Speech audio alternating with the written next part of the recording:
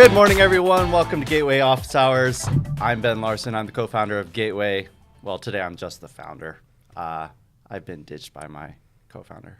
But he's, put up with me doing it to him a bunch of times, so I guess it's okay. Hey, Carter. Thoughts and prayers to you getting better and being back here next Friday.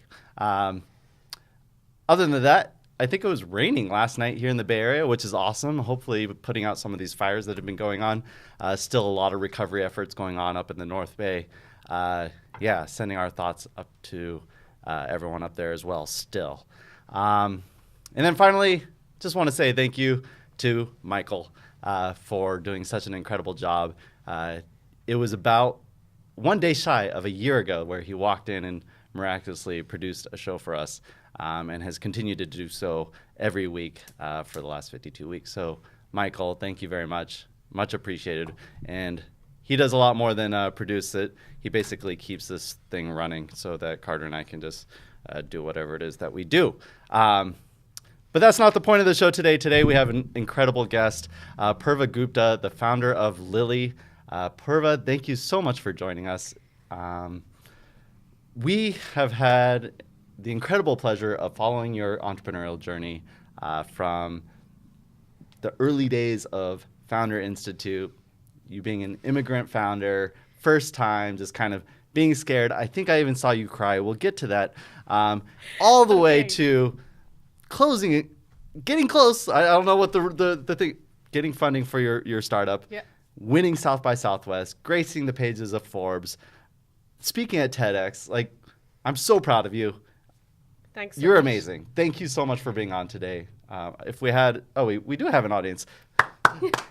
Thank you. Yeah, she deserves it. Thank you so much, guys. No, it's absolutely my pleasure. And you and Carter both have played such an instrumental role in whatever I do today. From not just for my startup, but personally for me, for all the confidence that I have gained over the last 2.5 years being in Bay Area. I started.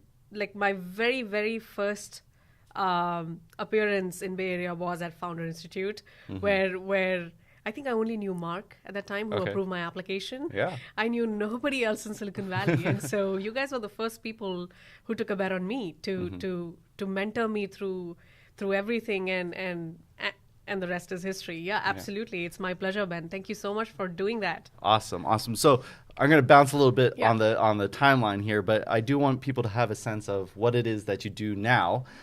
So can you describe what Lily is and how you are kind of changing the way fashion is being done? Yeah. So at Lily, we've basically built a product that uses emotional intelligence along with artificial intelligence to help women find clothes from their favorite stores that will A, necessarily flatter their body, but B, also make them feel their best. So it's almost like a free and instant personal stylist at any store. So free and instant because it's working in real time, because it's not really driven by human beings running around or looking for stuff or compiling something for you. It's basically, we've built a technology that's able to think like a human and is able to mimic the user's mind, each user's individual mind, on what they think flatters their body, or what are their insecurities according to them, or what they feel most comfortable in. And so our technology is able to mimic that for every single user and give them that experience at every single store. That's amazing. And so you say every single user. Do you have a particular user base that you're focusing on right now? Yeah, so we are focusing on the millennial audience, which is 18 to 34 specifically, which is a huge group, and it has undergrads, it has young moms, it has young professionals. And the reason why it's a larger audience right now is because since it is available across brands like Forever 21 to retailers like Nordstrom, so it's a pretty wide audience with respect to what we are able to do. And so in that age group, we're still exploring with all of these different types of personas, and we're finding success in all of them. So we're still trying to zero down on one more, but across all of these different types of people. Okay, great. And you said that it was free. So I'm assuming you're providing something that's very useful and desirable from the consumer perspective. But is your customer actually the retailers? Like, are the retailers paying you to use this solution? No. So our customer is really the woman. Okay. That we're going after. So our business model is basically we get a cut off the purchase, and we want to make sure that it's free for the user because we think that that's how it should have been forever. I mean, personal styling is something that's now evolved and is like a new thing now, and there is very good products in the industry that have sort of spearheaded the whole personal styling for everyone sort of a thing, and which is great. But what we think at Lily is that traditionally retail has been like, we have these amazing products and we'll show you what we have without trying to understand what do you want as a user.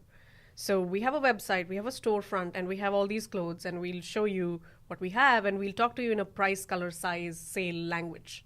And that's all that retail is. And so what happens for the user is and we did this over a huge customer development exercise, which you know about, and I'd love to talk more about that, where what we learned from the user is that when they are walking into stores, they have all these thoughts about what do they want to buy, meaning how do they want to look. For that event, I want to look like that. I want to nail that meeting. For that specific occasion, for that happy hour, I have to be like that. And all those thoughts are going on for different types of occasions, how you want to look, how you want to feel. Sure. But the retailer is talking to you, again, in a price, color, or sale language. And so it's not really helping.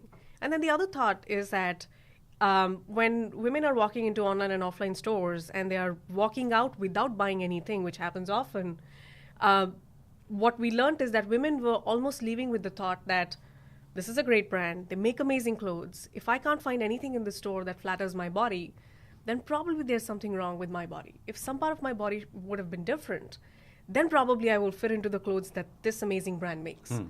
And so what I'm trying to say is that some of these types, this is what the user is thinking. And we're now living in a world where the user is becoming choosy, is becoming more demanding on how they want to experience that. And then there is companies like Amazon which are trying to make the customer's life very, very simple. And so what I'm trying to say is that this whole idea of putting the user at the center of the retail experience is something which retail is experiencing through whatever they're bleeding in, but also this is going to become how retail will be done according to us. Like, this is the future of retail, where retailers don't decide what they are going to show to the user, but they will have to decide based on what the user wants. So did you allude to your big vision there? Is when you say this is the future, like, is Lily potentially the future of retail? We think that we want to be the experience layer of retail. Online stores, offline stores, wherever you go, you want to experience clothes through the intelligence layer of Lily that is with you, that walks with you, that breathes with you, that learns with you, wherever you go. And so let's say if there is a absolutely new brand that you walk into that you've never shopped from before, Lily can help you find clothes from that store that will flatter your body. Knowing everything about you, the different types of cuts you like, the different types of fabrics you like, the different types of things that you stay away from for whatever reason. And so we think that that's what the future is, and we want to build that future. That's fantastic. And I love what you're doing. This all sounds amazing, but we're not a fashion podcast. And the thing that I pulled out the most from just the last couple minutes here was that you said user and customer at least like 20 times, which I love, right? Like, we're constantly trying to get our companies to be very customer centric and to understand the products that they're creating and who they're creating them for. So you've done a crazy good job at really understanding that, but maybe it hasn't always started there. Maybe like when we first met. I know what you're getting to, Ben. But let's do it. We're going to rewind. Yeah. Back to the back 3 years ago. Correct. 2.5 maybe. It's been a pretty short run up, so that's awesome in itself. We did title this #hustle because anytime I hear the word hustle, I think about you. And so we're going to hustle this show through the last 2.5 years of your journey. I just want to point out to everyone, like, I say this often, like, the deck was stacked against you. And I've kind of written down some notes here. And And this isn't like I would personally stack the deck against you. I'm just saying Silicon Valley in general has been accused of stacking decks against certain people of certain cuts. So immigrant founder. I think you were on your husband's visa when he was a student. Yeah, I was on a dependent visa. I've been on 6 different visas in the last 3 years now. Yeah. I finally have my green card. Nice. So, yeah. Thanks to Unshackled's help, right? I'm literally unshackled. Yeah. We had Nitin on just a couple weeks ago. Yeah. It was great. First-time founder. Female founder, right? Yeah. Yeah, okay. No experience necessarily in fashion. And non-technical, too. And non-technical. I'm like, if I was a betting man, which I guess I kind of am, I would generally say no, right? But you have proven all the naysayers wrong, and it's just been awesome to watch. So let's start from the beginning. Yeah. You come in, you had an idea in your head. Where did the original idea come from? So I'd love to very briefly give a background just so that the listeners can get a sense of. So I'm an economist by education. I started my career working with Saatchi & Saatchi. I used to work on the P&G brands. I learned very early on in my career that love brands are basically creating an emotional connection with the user. Mm-hmm. It's all about how they're making the user feel, and hence the user feels like there is this loyalty to this brand, and I should just use this brand, and there is this cult and all of that. And so, and after that, I worked with a startup for about 3 years, joined as an early employee, left after Series A, felt like I tasted blood, decided this is what I'm going to do for the rest of my life, create products that have a meaningful impact on people's life. Then I briefly worked with the Khosla Impact Fund in India while I was doing my MBA. And then finally, I moved to the US to work with UNICEF in New York, where they set up their first venture capital-inspired funding vehicle. This is an $11 million fund that would literally invest in life-saving apps and technologies across the world. Like, it was a dream job. It was really the most amazing team and the most amazing mission. I care a lot about impact. Yeah. And so it was great. But New York happened to me in the way that I'd never experienced before, which is that I aspired for all these brands in India, which was really expensive. And now I'm just surrounded by them like 24/7. And so I knew that I was looking for a problem that I have. From my previous startup experience, I knew that I was looking for a problem that I have, and I was very, very observant. And so what happened is, as I was walking in and out of these online and offline stores in New York, I started observing my own behaviors and my own thoughts on what I was feeling. And the first few thoughts were really around that I'm buying all these clothes, and first of all, it's a lot of work. I have to look through so many places. And then after I buy, I don't feel as satisfied. I mean, I've spent $300 in this one shopping spree, or $500, and it feels like I'm still not happy with it. I'm not confident, or I'm leaving with some negative thoughts. And so those were the first few thoughts that would make me feel like, why does this have to be like this? I mean, like, it's like, if I don't spend money, then I can understand if I have those negative thoughts. But I just spent money. I still don't feel good about what I bought or the whole process. There's got to be something here which I should, scratch more. And then the other thought was also that, okay, I am an alien in this society. I don't know. Probably American women might have figured this out. So probably what I should do is just talk to more American women. That do they ever feel like that with clothes shopping, or is it just me? Yeah. And so what I did was that I incubated the thought or the hypothesis at the Yale incubator. I was a Yale spouse, and that community is one of the best that I know of. And that incubator basically gave me access to a lot of young women pretty quickly.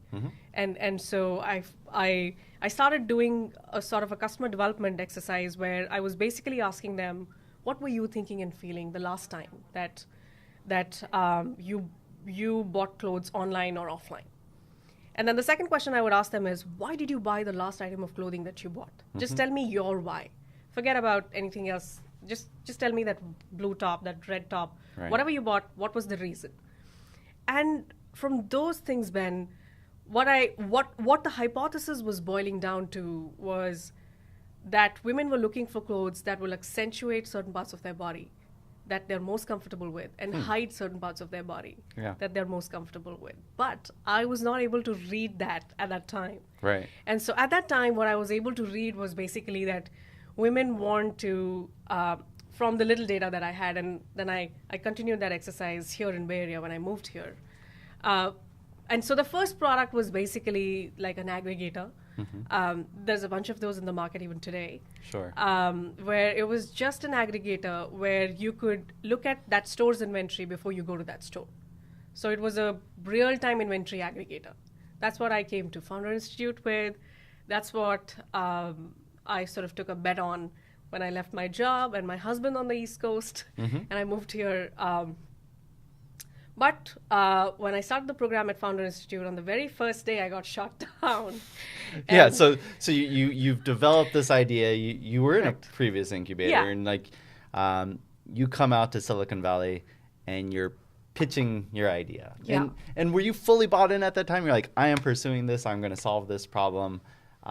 Like, what kind of like mind space were you in when you were kind of jumping into that? When you Yeah. start getting shot down, essentially. Yeah, no. So what I knew is that there is frustration because I'd spoken to enough women at that time. I knew that there So is there a was a problem. problem. Here. Yeah. So Okay. I knew that there is a problem here. I face it. So many other women I spoke to face it. There's something there for sure, and I felt confident enough to leave everything that I was doing and the comfortable position that I was in. I had a diplomatic visa. I had a tax-free salary. I had a very good job. I had the most amazing people I was working with. But I felt compelled, and I felt convinced that the way retail is working today is not how it's going to be. Yeah. And the suboptimal experience that users are experiencing today is not how this is going to be. I mean, it's a trillions of dollars industry, but at the same time, everybody is not doing an as well job with respect to what the user wants. And so I knew that there is something in there for sure. But what happened is, in the process at Founder Institute, where I was doing more things that I should have done the right way, as I was going through that whole program and just knocking off each thing by, as and when, I started realizing that the way I want to build this is through really getting my nerve on what the customer really is doing. And so I knew at that point that I do not want to build another fashion aggregator. Right. I mean, while I was trying to do that, but at the same time, somewhere deep down, I was able to admit to that no, I don't want to build that. Yeah. There is probably some people will get there. Right. Because that doesn't really get to the crux of the problem. And, Correct. And so you've gone on this customer exploration. You've understood the problem a little bit deeper. You just said, I didn't want to build an aggregator. Correct. At which point I would point out that you probably didn't have the technical skills to build an Correct. aggregator. So pretty early on in your journey, you're like, I'm going to need to build a team around me. Absolutely. And it's not easy to build a team. We tell people all the time, like, you got to go find a co-founder. And sometimes they come back and we're the beneficiaries of an even better team. Sometimes they disappear and they just don't come back. And it's like, there's something there. And I want to hear kind of like, what was it that allowed you to kind of go out, find the people that you needed, convince them to work with you, especially when you had very little cash flow. It's like, how did you even start that journey? No cash flow. No cash. I was being nice, all right? No cash flow. And your student husband, no cash flow. wasn't a huge student loan. It was like negative here. Right. But I think, so the way I think about that is, in the very first month of my time at Founder Institute, I think I got shot down so many, there were so many days that I could have just given up. I mean, that's how I would say. I think some people were actively trying to get you to give up. Correct. Which is a good thing that they do. And so what I'm saying is that I feel it's how badly you want to solve a problem, or how badly you want to really put yourself on the edge and find that solution. I think that's what led me to pursue that. And so to give you an example, one of the earliest member on our team, I found her through LinkedIn. And so you were like just scouring LinkedIn Yeah, for I mean, people that kind of fit a certain absolutely. category? So I'm known for that, by the way. I mean, I'm You one of stalk those people on social media I and stalk then you people find them. everywhere, and I hound them. I chase them for months before I bring them on, like before I'm able to bring them on. Sure. And this is the exact same thing that happened with this person. I think that at that time she used to work with Facebook, and she just rightly fit into what I was looking for. To start building the algorithms. And I reached out to her one late night, and she didn't respond, obviously, for a little bit. And then I reached out again. For 3 months, I kept doing that. Wow. Because So-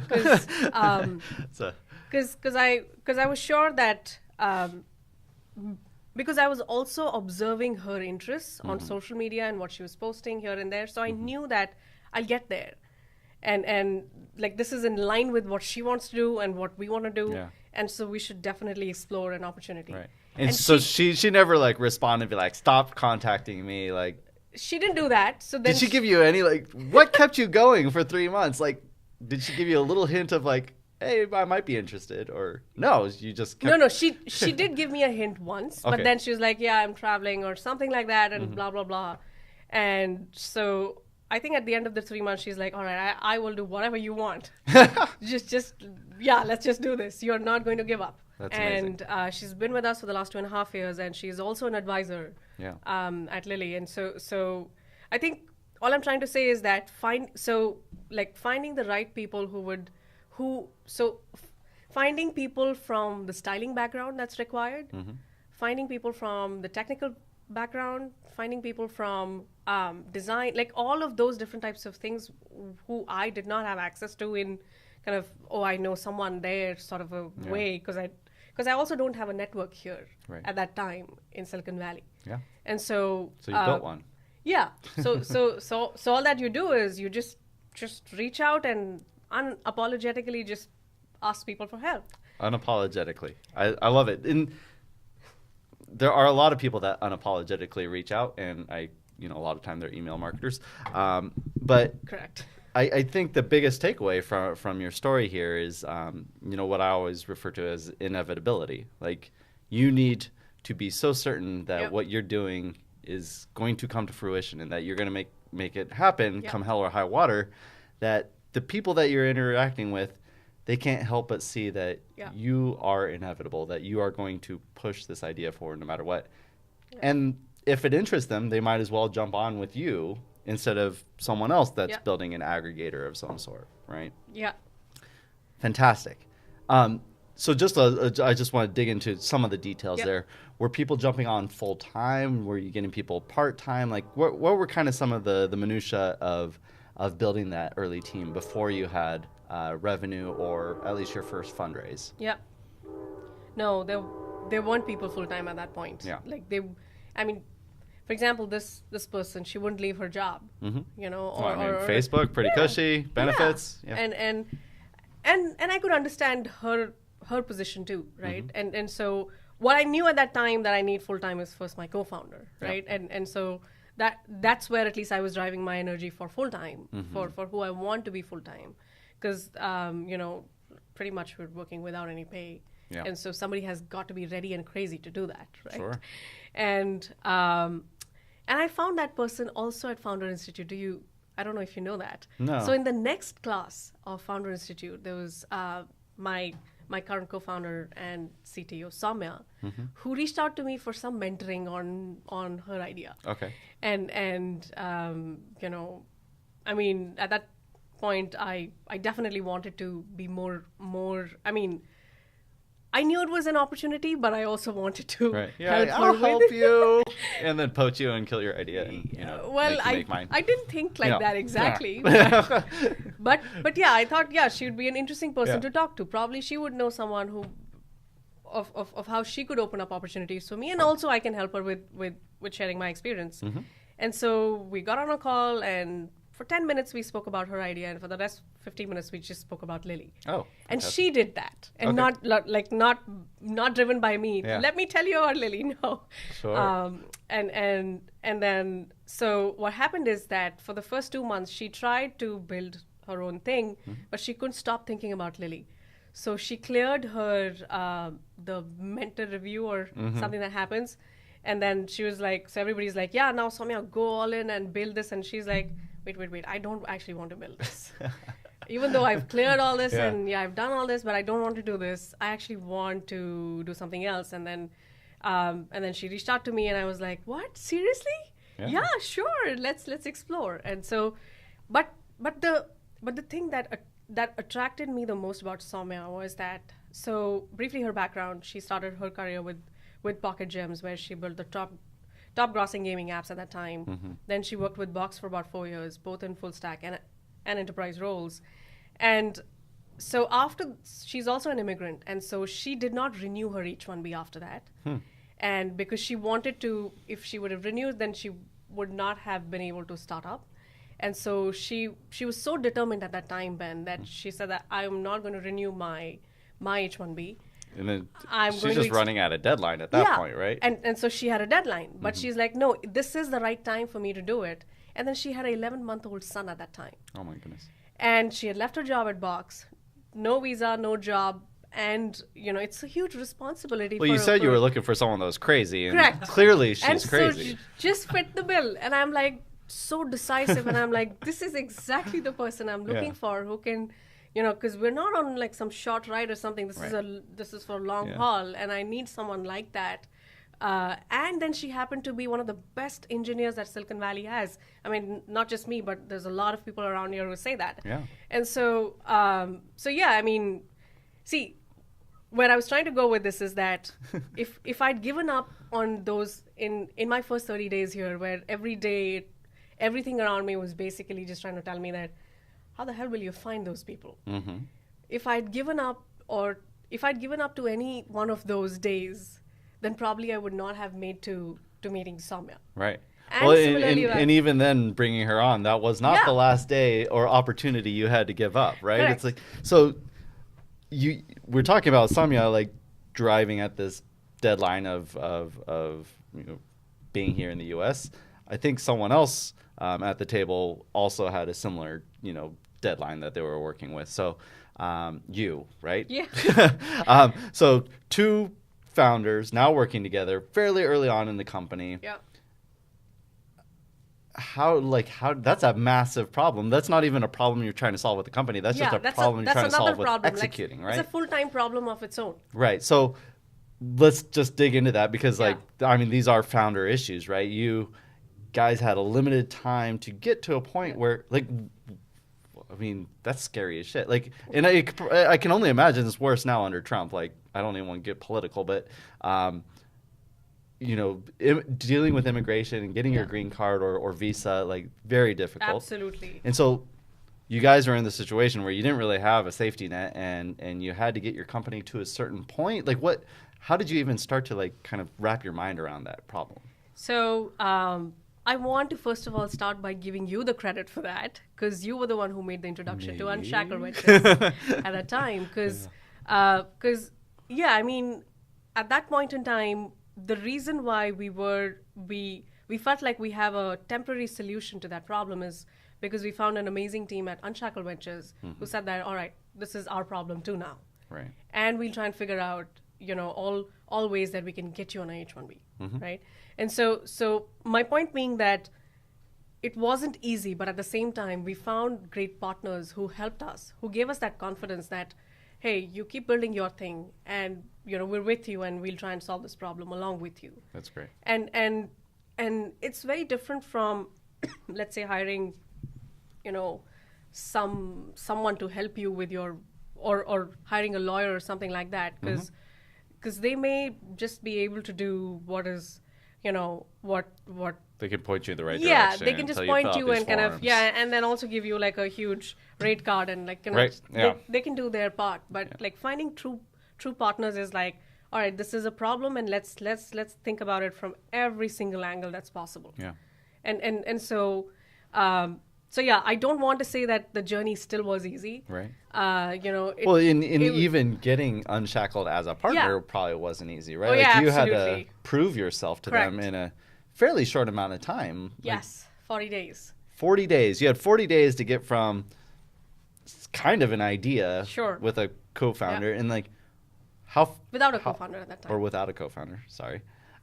How far did you have to drive in that 40 days to get to the point where it's like, okay, now we have Unshackled on board and they're going to help us through this immigration issue? Yeah. I mean, 40 days is not a long time. Like I've been working with founders that it's like, oh, we'll have our packaging in 40 days or something like that. And I'm like, all right, well, like, hopefully we can keep everything together until then. So you went from idea to something in 40 days. What was that something that Unshackled finally said, yes, we'll partner with you, we'll support you and help you get to that next phase? Yeah, so basically day one is when I met with Nitin because he was on one of the panels at Founder Institute.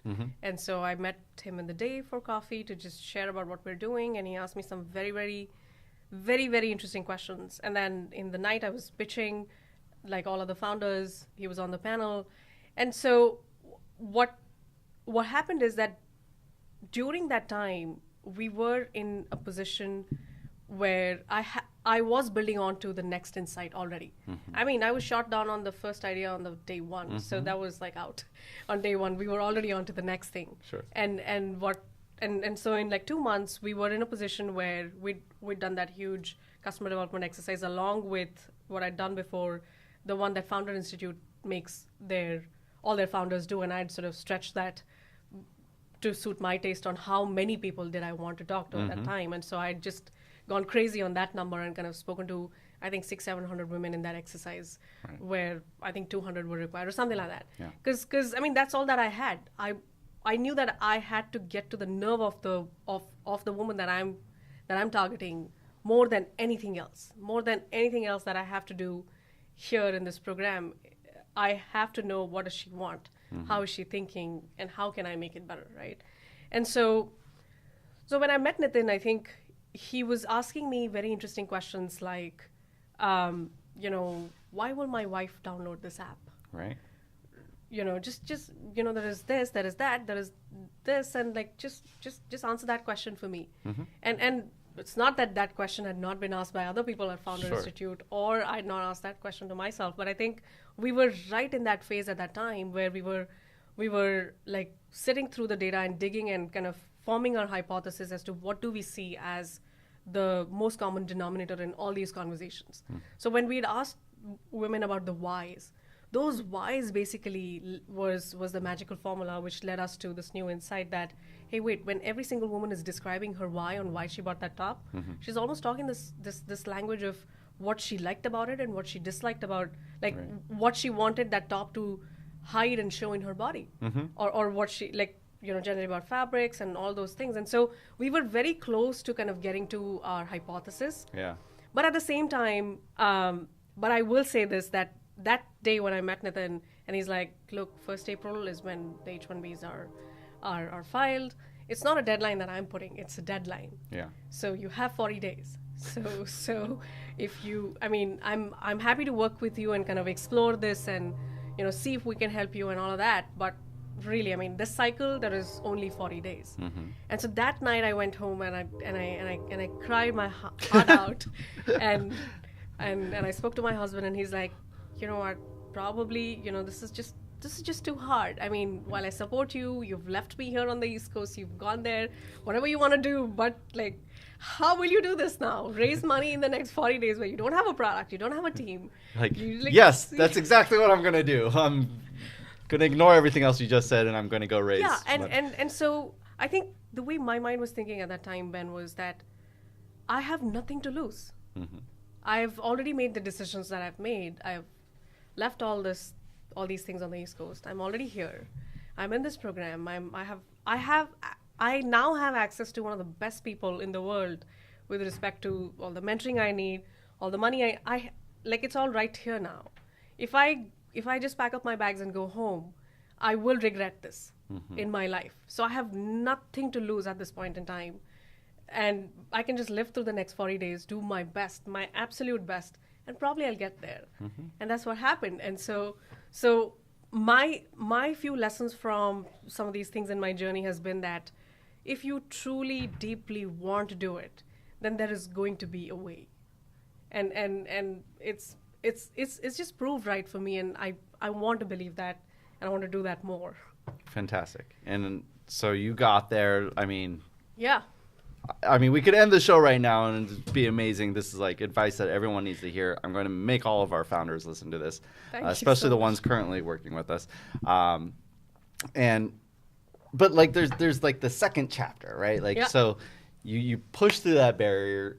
It's like I always find that talking with founders, it's like, all right, if I just get to this point, like we'll be good and I'll be happy. And it's just like, don't think that actually happens. You can take a little bit of a sigh of relief and pat yourself on the back, but then it's just like back at it, and you have your next big challenges, and the challenges get bigger. Absolutely. So what happened after that? Just kind of give us a download on how, well, One Look at the Time evolved into Lily, and you were doing a lot of pitching and kind of the role that played into it, and just kind of like some of the key points of the struggle for the next chapter. Yeah, no. So now we're talking about a phase where I have my initial team. I have some people on So you got a team, you have a little bit of market validation, you found the problem, right? Yeah, I have the problem. Yeah, I just have the problem statement now. And which is validated through more than 1,100 plus women. And so I have like a little bit of validation. I have some amazing mentors, advisors, and so the stage is set now. And so as we started kind of like, from that point on, it was more around, so when we realized that now we are going to build a technology. So that's the point that I realized that, all right, AI is going to play a huge role in this. And so my founder was way ahead of me at that point in that time, but she's built our technology from scratch and completely, and so the tech that we have built today is sort of considered one of the best in the market from what we know from other players in the give us some industry. numbers around that. What makes it the best?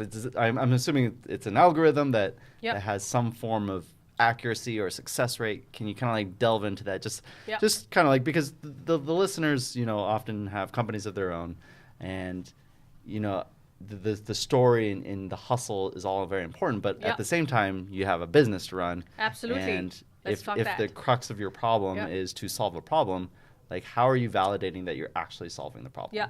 So like, for example, so the way we have built our technology is, like I said, that it's trying to understand the minutest aspects of what a woman wants when she's trying to find clothing for herself. And then it's also understanding the minutest aspects of clothes on the other end so that we can do the matching. Interesting. And so, for example, with respect to clothing, we use a lot of deep learning to understand more than 1,100 plus attributes about every single item of clothing. Wow. And so the minutest parts about the item of clothing and the specifics of where exactly it is, what it accentuates or what it does not accentuate, like all of those aspects is what we are able to understand. And how are you getting that information? Is this a very manual process? Like, no, there's a lot of products out there. Correct. Like, how are you getting that information? So we'll get a digital catalog, and then we'll use image recognition basically. So our tech will do all that attribution. Wow. There's no human involved. But at that time, so the time that we're talking about, we started with manually tagging products. So now we have a hypothesis, and we know the problem, and we're trying to build solution, right? And so there is so we know, and so the way we wanted to build the solution was to not build technology on day one. Even though, I had a co-founder, and let's start building technology. To not build technology on day one. Yeah. I love it. It's like do it manually, right? Absolutely. Okay. Excel sheets, type forms, there's so many ways to do. Love it. To do those things. And so what we knew is that, so we sort of created like a game plan on how we'll build this solution. And even if it's for 10 years, like what will we do, right? Like what are the steps through which we can build the solution? Because it's not, the product and the technology that we've built is not easy to build. It has taken us a lot of time to get it right. And so what I'm trying to say is that, so we laid out that plan of how we will build the technology, what is required. And so the first thing that was required was very clean data for the deep learning engines to get trained.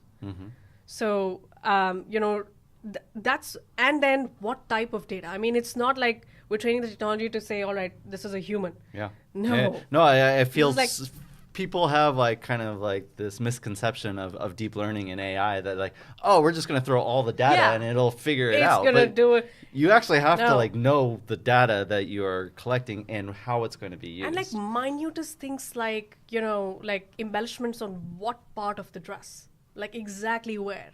Like, very minute things and very different type of data is required. Yeah. And so when we laid down this game plan that what will we do, how will we do this? So then we started realizing our priorities. So the next, so in that line, the next priority was that, all right, the stylist will get paid. Yep. Because they are tagging this like tremendous amount of manual data. And so that's like highest priority. And so you know who will get paid of the little money that you have at that point. And also like what needs to be prioritized, how it needs to be done, and like all those things.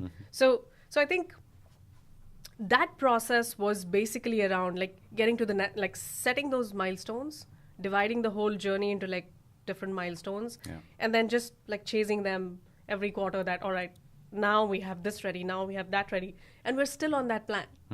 We're still in that plan where what we have accomplished is that, you know, today our technology can automate any catalog, any retailers, any catalog. It can go through our system, get completely automatically attributed, and it's ready for the user to experience it in almost near real time. That's amazing. Yeah. But there are so many other things in that same plan that we're in that like every quarter we are sort of building, and there is new things we're launching. Like there is a web product we're launching early next month. There is all these different types of features we're launching so like that plan is what we're executing now, right? So that's amazing. I mean, you started at the very rawest, like data collection, manual, and evolved into this computer vision, deep learning engine. I don't think we actually got to the answer that I was hoping for. The actual like statistics around how well it's working. Yeah. So with respect to these attributes, for example, this is 15x of the industry. So like, for example, you know, our peers in the industry, from brands and retailers to startups, what they are able to understand about items of clothing, we're doing 15x better. From that. That's one. Cool. I mean, when I go into a store, all I know if it's a medium or large or something. You know. And so that's about that. Then we launched the iOS app, which is our first product, 7 months back at South by Southwest, where we also won as the best startup in social culture category. So every single month in the last 7 months, we've maintained a 25% plus conversion rate. This is purchase conversion rate, which is sort of very high. So someone walks into a store, Yeah. they're purchasing 25% more than they were previously. Yes, and this is online. So And this is online. meaning Right.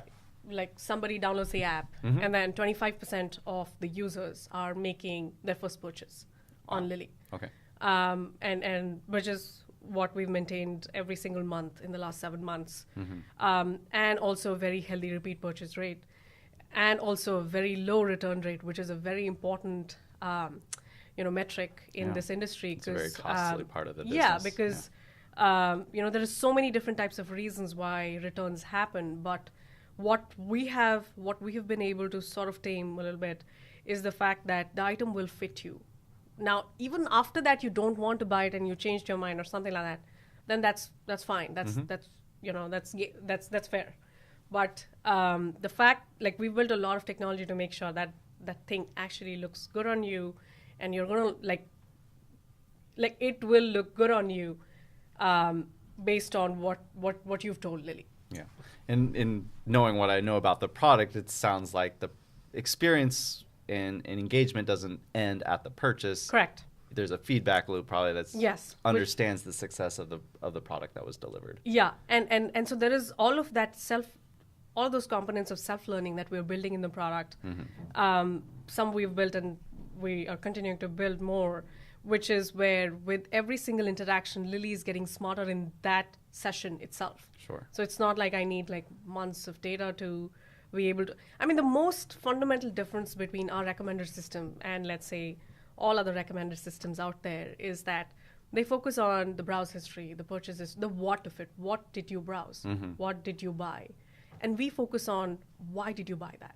Yeah. And this goes back to the way we started asking whys. Yeah, well, that's so interesting because it's a new, like, I don't know if most people understand the nuance that exists there and how most brands are currently marketing their products. You know, they create blanket statements like, you'll look great, or this will make you fabulous or something, or look like this movie star. But what you're saying is that, what do they actually want? Do they want to be thinner, or do they want to, I don't know, they want their shoulders to be slimmer or broader? It's like, these are very like nuanced kind of like feelings, and I want to dig a little bit into it just because I know a little bit of the backstory. But like, when it comes to marketing that and kind of like getting the right, just the right ad campaigns and communicating that to the users and not being offensive, but actually getting to the problem, like, what was that process like? Like, how did you figure out the right way to do that? Yeah, I think our users have led us there. Mm-hmm. So since you know about this, I mean, we at different points we were trying to understand how should we just be in the face and tell them what they want, or that was Carter's advice, right? Yeah, like all different ways. But then in the last 2 years, like during this process, what we also understood is that there is another side to what we are like. I mean, there is a product and there is a business, and all of that is one thing. But there is this other side to what we are building and what we are trying to get to, which is very, very close to us as founders and the team, which is that. So what we found is that girls as babies at the age of 2, they start recognizing themselves in the mirror and start disliking parts of their body. At the age of 2. That's insane. At teenage, they start making these relative perceptions. So they look at their body, they look at the bodies of celebrities, magazine covers, moms. Even if they hear their mom say that, I look fat in this, or I can't wear anything without spandex, or something like that. Those are like serious damage that's happening to the kid who's understanding that, all right, this is how it works. This is how you become fat or not, or such things. And as young adults, these translate into serious insecurities where they're like, I'm fat and I shouldn't be wearing this. I shouldn't be going there. I shouldn't be talking to these people. To the effect that women in this country get 13 negative thoughts about their body every single day. Wow. And so like these were the times where, like, as we understood all these things, we were like, wait, we can solve this business problem, but we can also solve this problem in the world where half of the workforce, which is women, it's not about how they actually look. It's about how they think they look. And so that thinking, when that thinking is negative, it becomes an insecurity. When that thinking is positive, it becomes confidence. And so what we realized is that, one recommendation at a time, we can actually change that thinking to a positive narrative, because it's a narrative problem. Wow. If the narrative is created by their own society, or probably by some retail brands, or however, but somebody's got to change that narrative. And that problem can actually go away because it's a narrative problem. Like, it's not about what exactly your size is. A size 00 and a size 24 are probably thinking same things about their body with respect to what their perceptions with insecurity are. So so whatever their size is not a problem, because both women have problem with their body. Yeah. Or they think that they have a problem with their body. Interesting. So what will you actually solve? That, like, the size is not important there, right? And so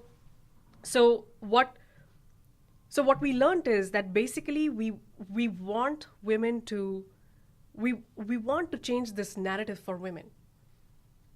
We want to change this.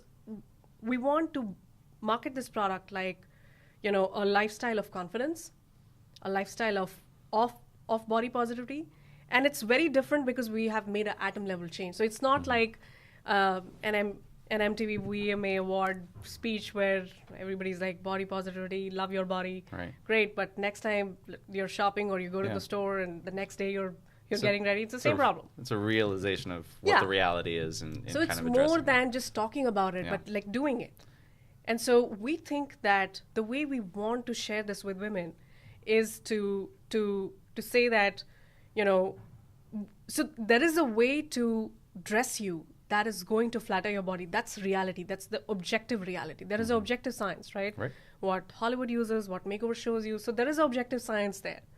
But along with that objective science, we want to make sure that the way we present it to the user, one recommendation at a time, one session at a time, one experience at a time, one download at a time, they like the whole narrative is being shifted to positive. How great you look in this is how we want to talk to them. That's amazing. Wow. I'm kind of jealous that this is, I kind of want this for myself. I realize I'm on the non-woman side.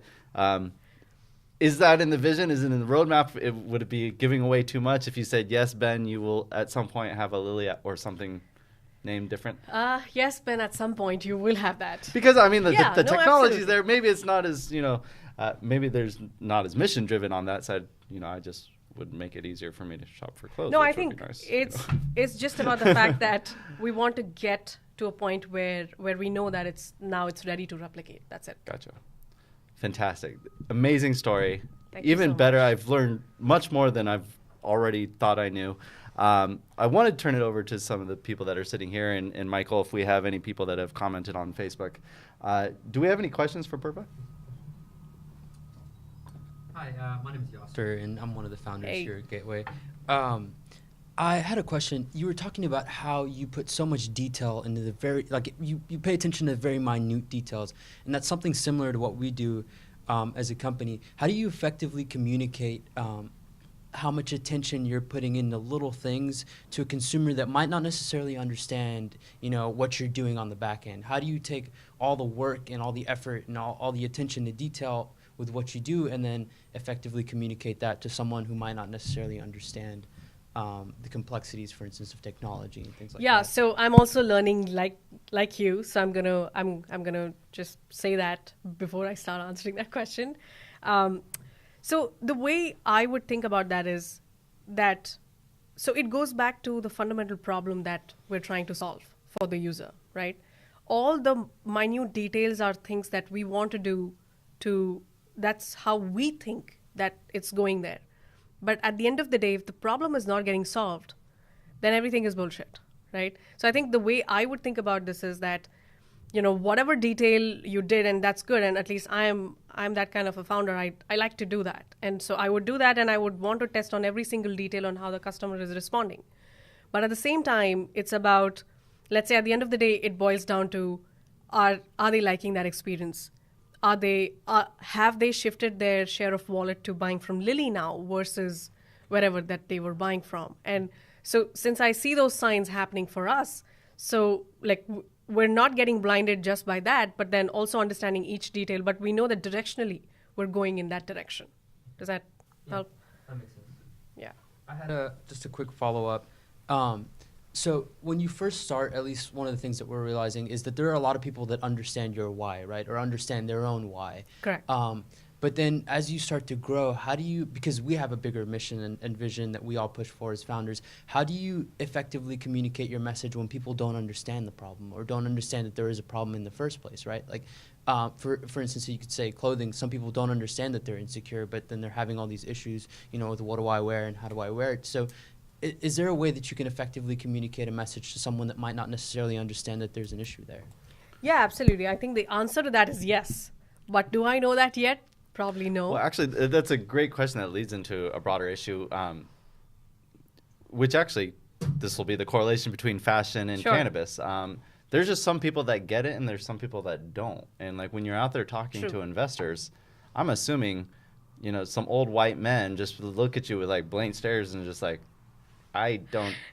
this is not for me. I'm not, True. Has that been a barrier for you as you've kind of gone on this fundraising journey? Yeah, absolutely. I mean, it's happened that yesterday we've closed our lead investor for our 2.2 million seed round that we're raising, and it's an A-list investor, and we're so excited. The team is so excited that we've breaking news here on Gateway Office Hours, people. We won't say who it is. We'll save that for the inevitable Forbes article. So to answer your question, yes, absolutely. I mean, till date, as I'm trying to close the round and as I'm still doing a few more pitches, there's a bunch of people like, yeah, this is not a problem. And I'm like, okay. I mean, if you don't understand that problem, then probably we should not work together at all, right? Yeah, and you're not going to waste your breath and energy trying to convince them. I want to convince you on other good things if you get the problem. Why it's the right way to address the problem. Yeah, and like all those other things. But if you don't get the problem, then probably, I mean, there's like, you should save your time, and probably I should too. Yeah. But there are all these, but what has also been surprising for me is that there is a lot of men I mean, as investors who have participated in our current round. And what happens is, specifically for us, their first thought goes back to their wife and their daughter. And so, like, then they are able to completely get it. Like, 2-year-old daughter, 8-year-old daughter, 16-year-old daughter, and they know it. That's the truth. And so, I mean, such people who are able to, like, quickly put it into their context, that's also helpful for me. And I think that's fair. I mean, you will think of if you're not the user, you will think of the nearest user to you, and then understand and put that into context. So I think there's a lot of important things, especially for first-time founders, ones that are just starting to hit the pavement. You have to be, there's a couple things baked into this. You have to be very targeted about the types of investors that you're pursuing. You need to know that they have a particular interest. You also like need to be resilient, which you've proved over and over again, but like, if you get shot down or if they don't think it's a problem, they're not necessarily right. There might be someone out there that is, and you can't let it affect you at your core. You just need to keep pushing forward and know that, or well, at least prove to yourself that there's other people out there that are willing to listen to you. And I think actually, and this will make Carter happy, that this was like impressed upon you pretty early on in the process at Founder Institute. I think maybe even day one. A certain tall, bald gentleman made you cry. Yeah. And I think he's actually going to be on the show in a couple of weeks. So we'll have Nitin on one side and then Adeo on the other. Nitin wasn't the first one to make you cry. Can you just tell us a little bit about that experience of pitching to Adeo for the first time and kind of his response and just everything that was going on there? Because I was kind of like watching from the sidelines being like, oh, well, he did it again. No. It's just No, I mean, I don't want to thank you for that, actually. My overall takeaway from that is that it made me stronger. I mean, and I'm that kind of a founder. Like, I would look for opportunity into anything and everything. Or at least I would want to do that every time. And so that was my first day in Silicon Valley. And I'm pitching and I have no... I mean, I don't want to say this anymore, but I didn't understand things about technology as such. Sure. Like, I'm talking to, like, I was nervous about the fact that, dude, I don't know much about technology, and I'm talking to a bunch of, engineers from all these amazing companies and Adeo, and so yeah, I mean, it made me stronger in the sense that it made me think about all those things, learn about all those things. Did he say like better. This is not a problem, or like what was the feedback? I think so. And I was pitching the previous one where I was saying I'll make this real-time aggregator, and so he's like, "Is this a problem? Like, so you just real-time want the dress, or like how does this work? Like, are women that crazy?" And I'm like, "No, wait, you're going all over the place." But you're right. I mean, I don't know. So it just made you rethink everything. Yeah. But instead of being shot down, you kind of just recalibrated. Yeah, I think that's how I would try and look at things. Is that, I mean, even if somebody is being nasty to you or trying to say these bad things, and some of these investors are like that, they would be like, even though there is so much proof on the table on different things, and they would just question that, saying, then no, I don't understand this. And I'm saying, I'm telling you this number right here. No, but I do not understand that, right? But I think the way I would think about it is I would take a few minutes to actually question that. And sometimes I would be like, no, he's crazy. Or sometimes I would be like, no, it actually makes sense. What if I thought about it like that?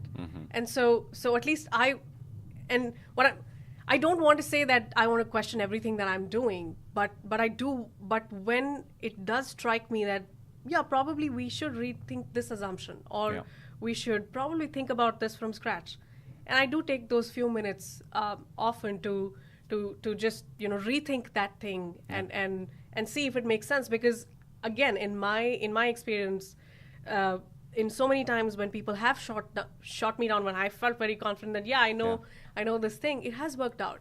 That the fact that they did that to me worked out, that I fixed that and started from scratch, and it worked out. So I think just based on the proof that I have from my experiences, I feel like probably I should do that and listen to advice and see if it works. Well, it really does highlight a couple points that Carter and I say over and over and over again. And one of them is uh, founders need to be self-aware. They need to be able to For sure. pull themselves out of their body, look at Yeah. what's going on, look at their idea, look at themselves, and understand, are they biased? Is the feedback biased? And founders don't always need to take the advice that they're given, even from successful people. Successful people Yeah. give bad advice all the time. Yes. I I agree to that. the other side of the spectrum is it's like you're not your idea. You can't tie yourself so tightly to your idea that it breaks you down every time someone criticizes Yeah. it. You need to merely, and I think this has come across in the way you talk about Lily, is there's a problem that you're trying to solve. Yep. Your job is to solve the problem. Your idea is your hypothesis on how to solve that problem. Yeah. No, I'll tell you this, Ben. I think the reason, and there is a lot of big players in this market who are trying to build such kind of technology that we've built now. Mm-hmm. And it's because we were focusing on that problem in such a very, very focused way that we have been able to build this technology. Now, some of the top brands and retailers that come to your mind, they're all reaching out to us as an inbound and saying that we want to work with you in all these different ways. Mm-hmm. And so what I'm trying to say is that focus has helped us stay ahead of all the top people or all the top players and companies who are trying to build this technology. Mm-hmm. And the small team has been able to build this because of that focus. Right. That's amazing. Yeah. Purva, thank you so much for coming on today. We've gone a little bit over time, but it was totally worth it. It's absolutely my pleasure, Ben. It Thank you is so great to much. follow you and tell your story. I honestly tell your story to every founder that I meet.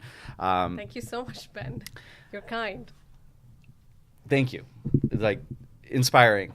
Everyone out there, reach out to Purva. What's the best way to get a hold of you? My email address. Your email address. Yeah. She's going to give you her email address. I'm not so kind. No. Yeah, that's my first name, Purva, Purva, at getlilyapp.com. At getlilyapp.com. Awesome. We're going to see you next week. Hopefully Carter will be back. Joe Vasquez of Runway and the Mickelson Runway Accelerator. Just an awesome guy. I think he co-founded StartX. He's done a ton of stuff. Another inspiring story. Join us next week. This has been awesome. Thank you so much. Thanks so much, Ben.